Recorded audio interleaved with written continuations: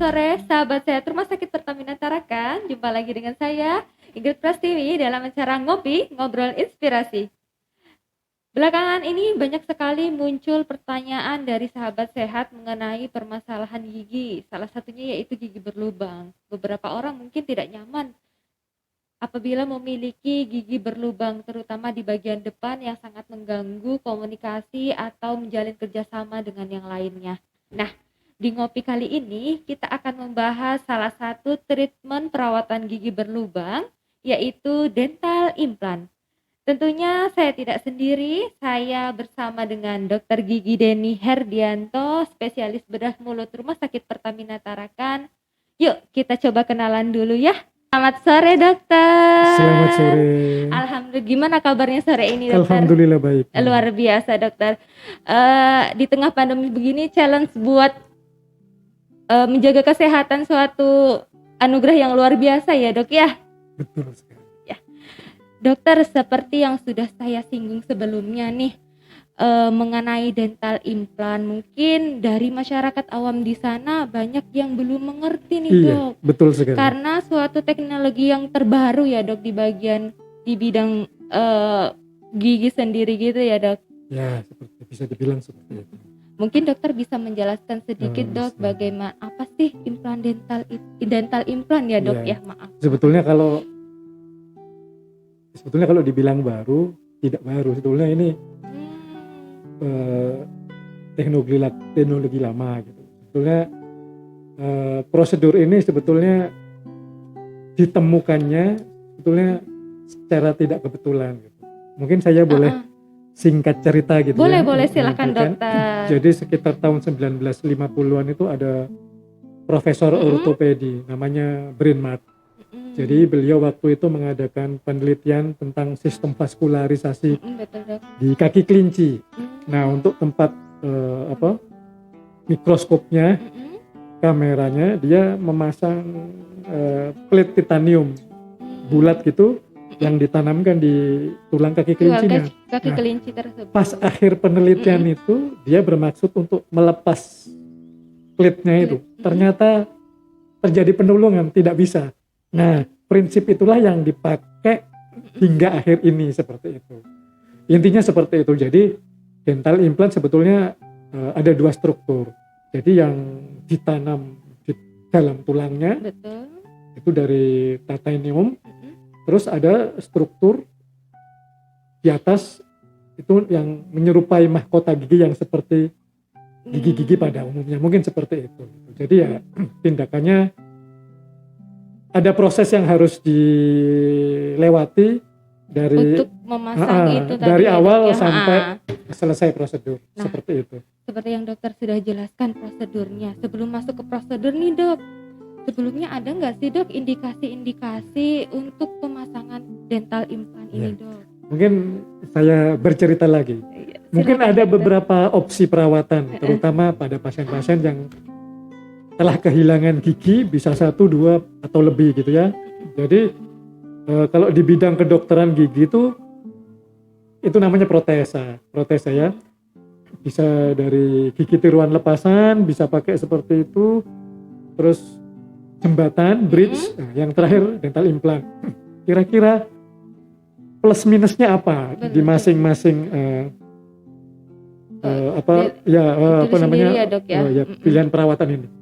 Kalau gigi tiruan lepasan itu kayak ada semacam konektor penghubung bar antara gigi dan... ya, jadi giginya itu pegangan sama kayak ada klemmer kawat yang pegangan sama gigi lainnya gitu. Terus, jadi dihubungkan dengan gigi yang lainnya itu. Gitu ya dok. Terus ada kayak ada plat tebal dari akrilik kami menyebutnya. Nah mungkin kalau sebagian orang tidak merasa nyaman karena ada plat yang cukup tebal di dalam, di langit-langit atau di ran bawah. Itu biasanya seperti itu. Terus kalau yang tadi yang lepasan itu tumbuhannya biasanya ya di tulangnya. Jadi terus menekan gigi di tulang, tapi ada juga yang di giginya sendiri, dan itu kayak dibuat keratan gitu untuk pegangan kawatnya. Itu yang gigi tiruan lepasan. Terus yang gigi tiruan jembatan dia gigi yang mau diganti itu harus pegangan sama gigi tetangganya. Jadi gigi tetangganya itu harus dikecilkan. Jadi digabungkan lagi Ya, gitu ya nanti dok ya. minimal ada 3 unit yang megangin seandainya yang satu hilang. Gitu. Jadi Satu-satu gigi, dua-duanya. ya betul. Oh. Jadi gigi sebelahnya dikecilkan, gigi satu lagi dikecilkan. Intinya ya kita merusak gigi yang sehat sebelahnya. Tapi kalau yang dental implant ya gigi sebelahnya nggak kita apa-apakan gitu. Jadi kalau anggap aja yang gigi depan, gigi seri yang hilang, satu gigi, ya yang kita baikin cuma itu satu gitu. Dan untuk istilahnya estetik dan kenyamanan, saya pikir ya lebih bagus ya karena dental implant dibanding yang karena hanya satu gigi itu ya dok ya yang diperbaiki misal kayak gitu ya dok ya. Dan yang mungkin perlu ditekankan tidak ada gigi yang dikecilkan. Maksudnya intinya tidak dirusak gitulah. Jadi fokus pada gigi tersebut gitu dok ya. Dokter, kemudian untuk prosedurnya apa indikasi yang sebelumnya, apakah dental implant ini boleh untuk semua usia atau semua jenis kelamin nih dok? Mungkin kalau yang apa namanya ke usia dulu ya. Iya betul. Jadi kalau masih usia masa pertumbuhan itu tidak boleh pasang atau kontraindikasi. Seandainya pun nanti atau pengen dipasang bisa, cuma nanti pas ketika gigi lainnya memanjang tumbuh, dia tertinggal. Jadi kalau pusat pertumbuhan kalau di rahang atas, rahang bawah itu namanya ada alveolar crest, puncak alveol. Nah itu yang memanjang.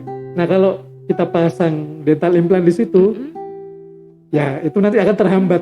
Yang lainnya memanjang, tumbuh, dia setak di situ. Yang lainnya panjang dia tertinggal. Nah itu kalau di bawah apa istilahnya masih masa pertumbuhan ya. Jadi biasanya kalau kami menyarankan gitu, biasanya pada pasien-pasien yang di atas umur 20 tahun lah, kasarannya seperti itu. Oh berarti udah pertumbuhan giginya udah selesai ya betul dokter. Jadi itu bisa dipasang dental implant tadi itu ya dok ya. Untuk batasan usia sendiri dok, apakah ada? Sebetulnya nggak ada sih. Ada yang 60 tahun. Apalagi di usia-usia lansia itu kan sangat rawan ya dok, gigi-gigi berlubang. Terus mungkin selain usia ada kondisi hal-hal tertentu yang juga tidak memungkinkan untuk dilakukan perawatan dental implant. Seperti apa tuh contohnya dokter? Contohnya kondisi penyakit sistemik, saya sebutnya sini kencing manis yang tidak terkontrol. Tapi kira-kira bisa nggak dipasang? Bisa, cuman harus terkontrol. Kenapa? Kalau tidak terkontrol itu istilahnya kontraindikasi, itu nanti kalau udah dipasang memang bagus, tapi lama-kelamaan nanti goyang dental implantnya. Seperti itu. Jadi nggak kokoh gitu ya? Iya betul sekali. Dia resorpsi tulang pemakar giginya. Terus yang kedua, ada pasien-pasien dengan pasca radioterapi. Radioterapi itu terutama pada pasien-pasien dengan keganasan awalnya, terus dilakukan penyinaran. Radioterapi namanya. Nah itu kenapa tidak bisa dilakukan? Tulangnya udah mengalami kompromis, vaskularisasinya terganggu. Sekali nanti kita buat perlukaan di situ, bakalan lama ya dok ya sembuhnya lama dan rentan infeksi. Sama dengan penyakit kencing manis yang kalau itu kan ada proses pembedahan kalau nggak salah ya dok ya, seperti itu ya. Jadi untuk proses kesembuhan nantinya bakalan lama ya kalau tidak terkontrol nih ya dok misalnya. Gitu. Terus ada lagi juga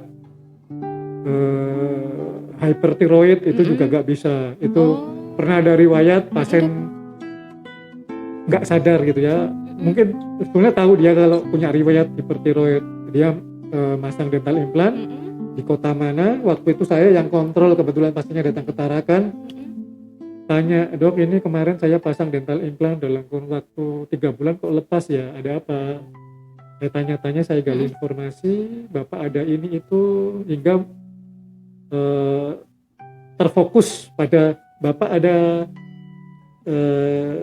kelainan hormon tiroid kan? Ternyata ada, dan waktu itu hipertiroid dan tidak terkontrol. Jadi ketemu jawabannya, saya bilang seandainya nanti ini mau kokoh atau berkenan mau dipasang lagi, ya harus terkontrol gitu. Oh, jadi diperbaiki lagi Iya, ininya ya, Dok, ya. hormonnya Hormon dalam ya, tubuh kita sendiri dikendalikan, ya, ya, betul. dikontrol gitu biar euteroid normal seperti itu.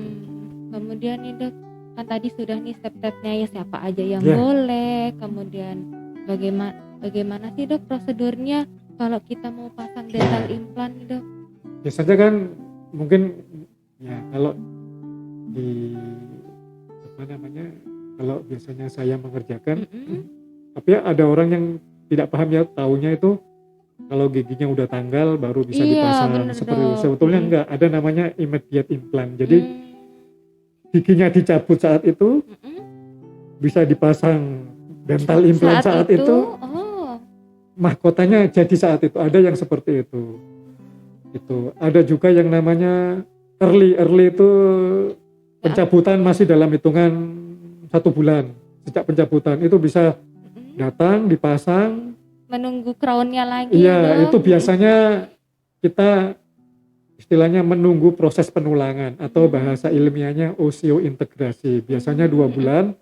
Anggap aja sekarang pasiennya datang, nanti 2 bulan lagi datang lagi dicetak. Tapi ya yang seperti tadi. Jadi pas datang awal kita ngobrol-ngobrol, kita gali informasi apakah ada kondisi sistemik Betul, yang menjadi iya. kontraindikasi. Terus pasiennya itu harus bisa menjaga oral hygiene-nya dengan baik. Terus kalau pasiennya merokok, saya minta untuk stop. Itu Mempengaruhi ya, iya, Dok, ya. mempengaruhi kelangsungan jangka panjang survival rate-nya implan itu. Sebetulnya kira-kira daya tahannya berapa sih sebetulnya untuk 5 tahun pertama itu 90% survival rate-nya gitu. Maksudnya ya keberhasilannya tinggi gitu. Jadi oral hygiene memang sangat Berpengaruh, perlu, iya. Terus di merokok saat ini. itu juga jangan sampai, karena saya pernah ini riwayat apa istilahnya Pengalaman ya, sendiri, Dok, ya. ya. Ada dokter senior di Balikpapan minta dipasangkan implan, saya pasang. Saya udah bilang, kan kelihatan tuh kondisi rongga mulutnya, mukosanya kalau orang merokok itu seperti apa kan, betul, Dok. kentara sekali.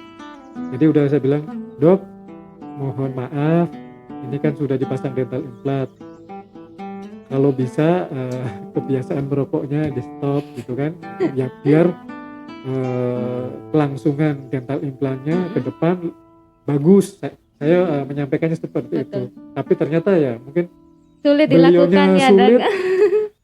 Kontrol, aduh enggak karu-karu, udah resesi semua, resopsi punya puncak crashnya. Tapi ya untungnya enggak goyang sih, cuman expose semua kokohnya itu ya tadi, ya, Dok, jadi sangat terpapar berpengaruh. threadnya yang seharusnya terbenam di dalam tulang udah kelihatan semua. Pengalaman Jadi, pribadi aja. Kemudian dokter, yang tadi dokter sampaikan yang bisa dipasang langsung dengan yang harus menunggu itu seperti apa nih, Dok? Jadi mungkin kalau yang biasanya kalau yang immediate implant itu biasanya untuk gigi-gigi anterior sih. Iya, kalau dulu kan sebelum pandemi biasanya kan orang tanpa pakai masker, giginya udah tidak mungkin dipertahankan, gigi depan harus dicabut, terus ya mungkin dia bekerja tidak pede ya, Dok, ya, betul sekali, dia harus bekerja di depan layar ya, misalnya, di depan, ketemu ngobrol, orang banyak, bener, Dok. Ya, jadi waktu itu ya dicabut, pasang dental implant, langsung dibuatkan mahkotanya. Jadi saat itu juga ya seolah-olah pasiennya tidak kehilangan gigi gitu, sudah ada langsung pengganti giginya gitu. Terus tadi yang istilahnya yang menunggu gitu ya, menunggu biasanya early. Ya biasanya ya kalau ada infeksi, abses, biasanya udah pernah bengkak, biasanya kita kuretase, kita bersihkan jaringan granulasinya, ya nunggu 2 minggu 3 minggu biar sembuh maksimal dulu, sumber infeksinya hilang. Nanti pas bisa 3 minggu berikutnya atau 4 minggu berikutnya datang lagi, kita lakukan pemasangan dental implant seperti itu. Kebanyakan sih seperti itu yang saya kerjakan sekarang. Apakah sama, Dok, efek sampingnya dengan yang langsung dipasang atau dengan yang sebetulnya itu? Jadi kalau hitungan 1 bulan mungkin tidak terlalu ya, tapi kalau udah 6 bulan efeknya jauh sekali. Jadi gigi yang kalau udah dicabut biasanya tulang pemegang giginya itu atrofi, mengecil. Ya, itu semuanya itu proses fisiologisnya seperti itu. Kenapa? Ya pas pada saat gigi itu dicabut ada tisu loss, jaringan yang hilang. Nah, pas dia udah sembuh, terus sudah tidak ada lagi gigi di situ, berarti tidak ada apa istilahnya ya, rangsangan.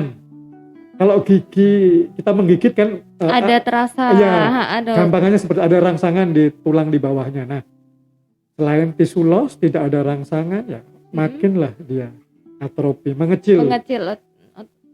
Kalau hitungannya tahun pertama, tahun kedua, tahun ketiga itu kentara sekali bedanya. Semakin mengecil, semakin mengecil, semakin mengecil. Nah, apakah kira-kira bisa dipasang dental implant? Bisa. Cuman ada prosedur tambahan yang harus dilakukan. Namanya bone grafting. Bone graft, penambahan tulang. Kita harus membentuk kontur. Kan kalau kita melakukan perawatan dental implant itu harus ada minimal requirement, ketebalan tulang alveolnya berapa. Dan itu setiap orang berbeda-beda ya. Betul sekali. Jadi kalau kita masang regio ini, gigi ini minimal ketebal tulangnya sekian, tingginya sekian. Nah itu kita harus mematuhin itu. Karena kalau kalau kita enggak ya nanti hasilnya kurang maksimal. Seperti itu. Karena ya jangan sampai orang berobat sudah membayar lumayan tapi tidak dapat maksimal. Betul sekali. Intinya seperti itu. Tapi dok, kalau misalnya gigi misalnya dibiarkan berlubang begitu aja, itu mempengaruhi gigi yang lain juga nggak dok? Kalau dibilang kan ini juga. Jadi selama ini dok itu kalau lubang menular nggak sih dok? Kalau dibilang menular enggak sih. Kalau menular itu harusnya lubang semua kan. Ini kan tertentu saja. Jadi kenapa satu gigi itu bisa berlubang? Biasanya sih itu kan kalau gigi itu di atasnya kan kayak ada galur-galur gitu ya. Benar dokter. Itu kalau dia dalam makanan itu gampang nyelip di situ dan tidak bisa dibersihkan. Nah itu sumber awal mula gigi lubang itu. Terus biasanya yang gigi yang belakang-belakang itu yang susah bulu sikat menjangkau di situ, makanan gampang numpuk, akumulasi di situ, nah biasanya juga itu gampang berlubang seperti itu. Jadi sebetulnya kira-kira supaya gigi tidak berlubang itu gimana? Sebetulnya tidak susah, hanya gosok gigi aja sebetulnya. Tapi gosok giginya tanda kutip harus benar, tidak asal.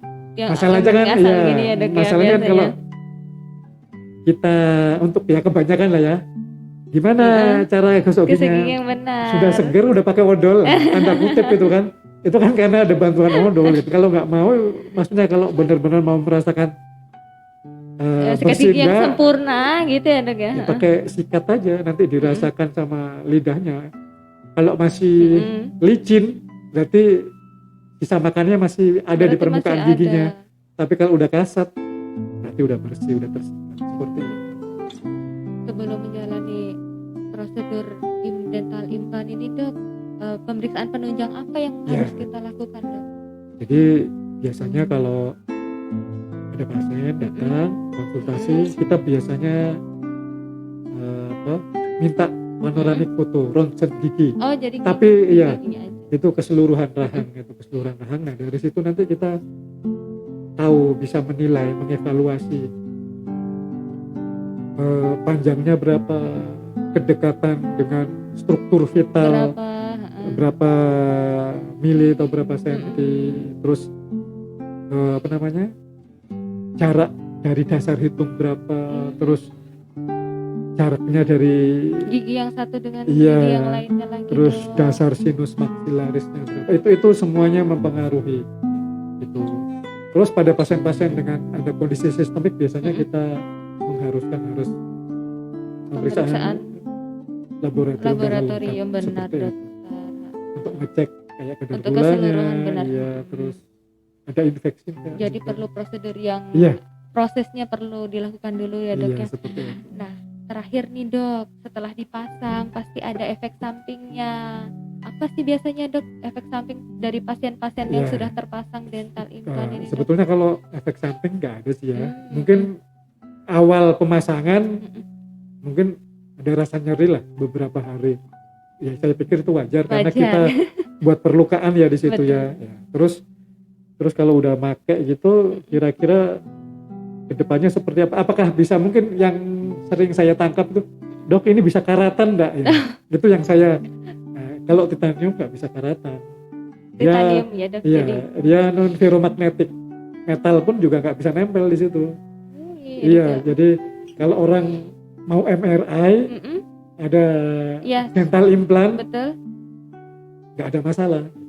Oh, jadi tidak mengganggu. Iya, itu kan kalau kita mau MRI, magnetic resonance, dilepas harus. Itu kan harus semua logam dilepas. Iya, nah, kalau pakai dental implant nggak apa-apa, karena dia nggak mempengaruhi hasil dari MRI-nya itu. Iya, nah, seperti itu. Terus yang jelas apapun perawatannya tetap ada yang harus dilakukan supaya dia bisa berlangsung lama. Harus dirawat gitu kan. Seperti kita punya mobil, tiap berapa kilometer itu kan harus masuk bengkel ya. Harus apakah ganti oli. Itu sama. Kalau dental implant itu mungkin setiap 6 bulan ada tangannya untuk ngecek apakah ada infeksi ringan atau enggak. Tetap harus kunjungan proses. Ya, yang penyebabnya ya sisa makanan aja yang enggak pernah terbersihkan di situ. Kebanyakan sih seperti itu gitu. Nanti makanan kelihatan kan kalau nempel di situ, terus gusinya nanti lama-lama merah, ada saku gusinya. Terus nanti nyelip dan kok tambah dalam tanah pasarnya menyelesaikan kok ada keluar dana. Nah, itu bahayanya kalau maksudnya kalau nggak dirawat seperti itu. Jadi sebetulnya kalau semuanya terkontrol bagus saja, nggak ada masalah. Sampai survival sampai 10 tahun ke depan juga nggak ada masalah. Berarti sama aja dengan sebenarnya gigi asli ya dok. Iya. Ya. Cuman butuh memang perawatan yang memang harus dilakukan memang dari awal gitu. Seperti itu. Oke, baiklah dokter, mungkin dokter bisa menyampaikan closing treatment untuk yang terakhir, pesan-pesan buat sahabat sehat di luar sana. Untuk semua sahabat di luar, jadi mungkin saya nggak ngomong tentang dental implantnya. Saya pikir secara keseluruhan rongga mulut itu bagian dari tubuh. Jadi apa yang masuk dari mulut itu mencerminkan kesehatan tubuh secara umumnya gitu. Jadi kalau dibilang gigi itu perawatannya susah, sebetulnya tidak. Jadi intinya gampang, asal kita gosok gigi yang benar, rutin. Tidak harus 5 kali sehari. Kalau Anda 2 hari sekali itu bersih, itu cukup seperti itu. Insya Allah tidak ada masalah ke depannya. Terus jangan menyepelekan. Memang lubang awalnya kecil, tapi kalau lama-lama dibiarkan ya pasti nanti hancur giginya. Terus kalau dibiarkan kita nggak aware lagi, malah jadi infeksi, nanti absesnya turun ke leher, turun ke dada. Aduh, panjang ceritanya. Mungkin seperti itu. Nah, baiklah dokter. Jadi sahabat-sahabat sehat di luar sana yang memang memiliki atau mengeluhkan permasalahan giginya, yuk bisa datang ke Rumah Sakit Pertamina Tarakan dan konsultasikan ke Dokter Gigi Denny. Untuk prakteknya dokter mulai kapan aja ya dok? Saya setiap hari di Rumah Sakit Pertamina, tapi biasanya mulai jam 7 malam. Jam 7 malam sampai dengan? Sampai selesai. Oke. Itu saja yang dapat kita sampaikan hari ini ya dok. Saya Ingrid Prastiwi mewakili Dokter Gigi Denny memohon maaf apabila ada kata yang kurang berkenan. Tetap patuhi protokol kesehatan dan jangan lupa di acara ngopi selanjutnya.